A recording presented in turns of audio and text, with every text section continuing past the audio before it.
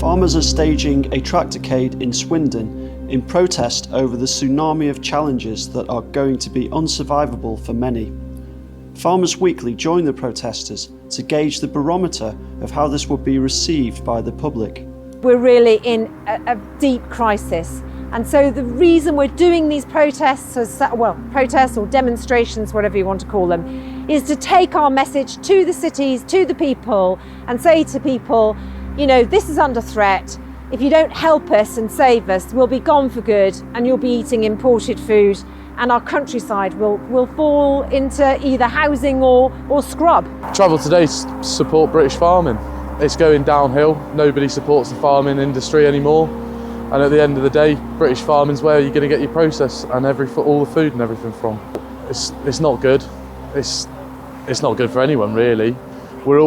It's costing so much money for us farmers now, where you're going to start running out of farmers and there's going to be no income from this country. The biggest threat to my livelihood is an import of mass-produced beef and lamb and other sort of meat products from other countries where they're able to use chemicals and things that we aren't using here. And I don't want to use here either. That's the other thing. You know, even if we were allowed to use these things, I wouldn't be using them because that's against the ethics of sustainable farming, which is what I'm practicing.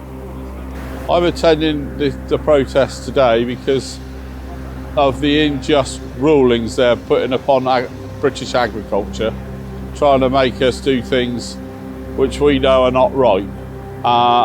And when the EA aren't putting their own house in order, that's the main thing that annoys me about the UNVZ rules being administered the way they are.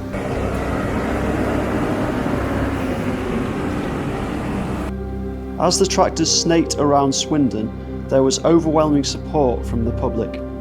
People stopped and cheered and took photos and videos on their mobile phones, while motorists beeped their horns in support.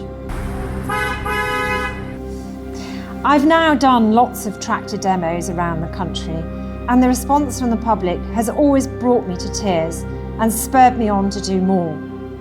This is our heritage and our identity, and we need to fight to preserve it for our future and for our children's future.